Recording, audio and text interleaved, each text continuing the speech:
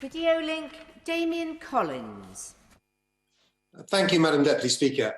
The government has provided substantial support for the cultural, sporting and creative sectors since the start of the COVID pandemic.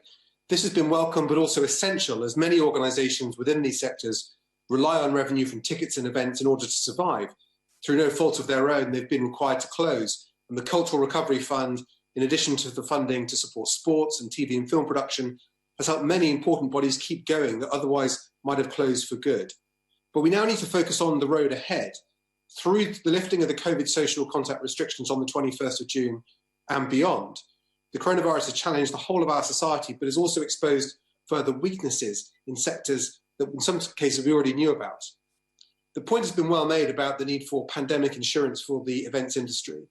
Events and live performances are already become incredibly important to the music sector because the remuneration artists get from on-demand and streaming services is relatively low. But these events will not take place unless an insurance scheme can be put in place. And this is not just about events that may be held this summer, but on an ongoing basis. It could be some time before the industry has some certainty that new variants of COVID might require further restrictions in the capacity of audiences and therefore restrict the viability of the event itself.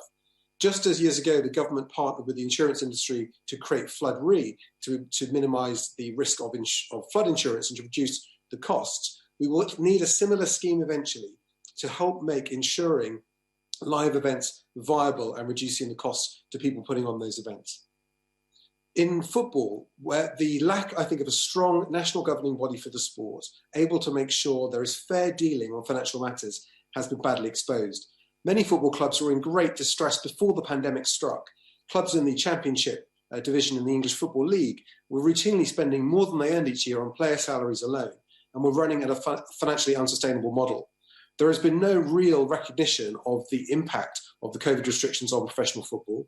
The money within the game has not been enough to sustain or to solve all of those problems.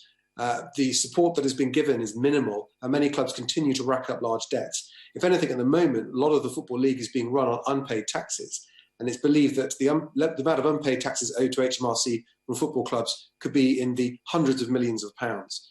We need to have a proper financial regulator for football to make sure clubs are run on a sustainable basis for the long term. But in the short term, I think we still may need to look at how some sort of financial assistance can be given to those most in distress. For clubs outside the Premier League, they are largely community assets and they need to be run in a sustainable way.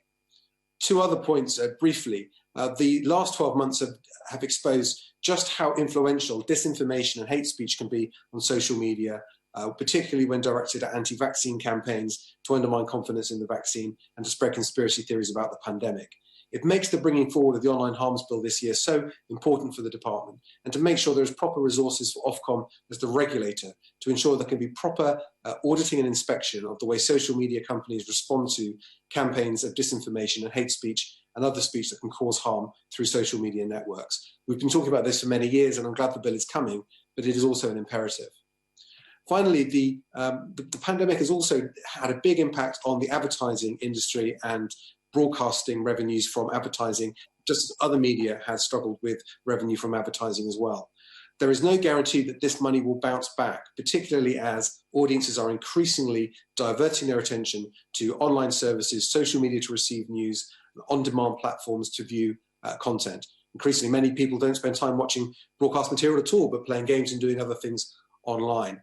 This undermines potentially the public service broadcasting model in this country. I welcome the fact that we have the PSB review, but we need to understand that the long-term impacts of rising production costs in television because of the impact of Netflix and Amazon Prime, declining advertising revenues, switching audience attention is fundamentally changing the market.